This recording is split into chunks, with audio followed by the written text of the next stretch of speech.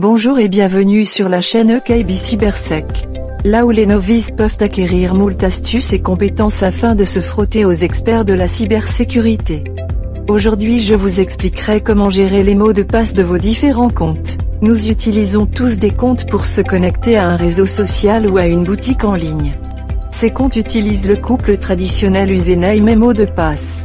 Le choix du mot de passe est donc crucial. Mais, comment s'assurer de la complexité du mot de passe que l'on va choisir?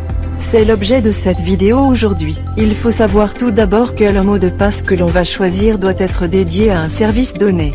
Il faut, vraiment, éviter d'utiliser le même mot de passe sur plusieurs comptes.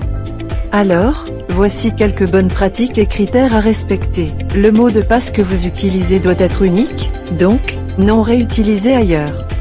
Les mots de passe faisant référence à une date de naissance, que ce soit vous, votre entourage ou votre ville, département de naissance, le nom de votre animal de compagnie. Bref, tout ce qui peut être rattaché à votre identité, vos habitudes, vos proches doit être totalement proscrit.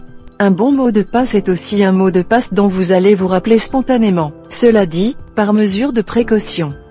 Vous pouvez peut-être être amené à vouloir stocker un mot de passe pour ne pas le perdre.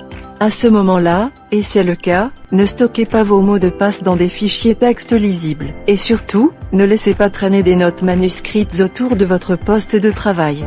Typiquement, le post-it sur l'écran, au dos du clavier, ce sont des habitudes à bannir, malheureusement, encore utilisées. Vous pouvez par exemple utiliser un gestionnaire de mots de passe. J'ai fait une vidéo là-dessus. N'hésitez pas à aller la regarder pour voir comment gérer vos mots de passe de façon plus efficace. Alors, comment choisir un mot de passe sécurisé? C'est parfois difficile sachant qu'on doit jongler entre critères de complexité que je vais vous exposer, maintenant, et le fait que votre mot de passe soit facile à retenir.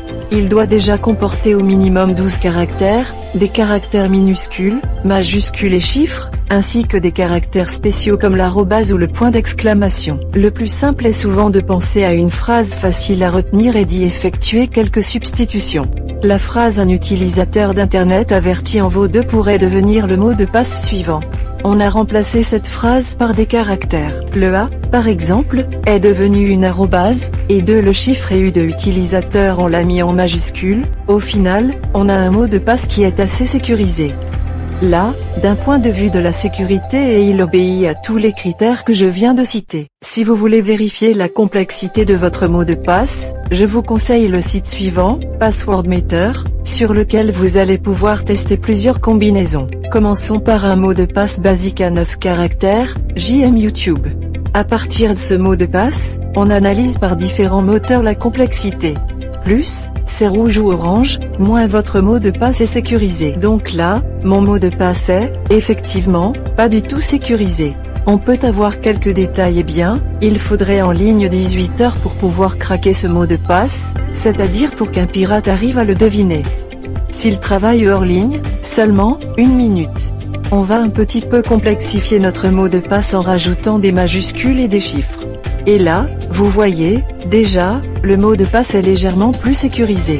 Et là on passe à 7 mois en ligne et 5 heures hors ligne. Je vais, maintenant, utiliser le mot de passe qu'on a généré à partir de la phrase de tout à l'heure.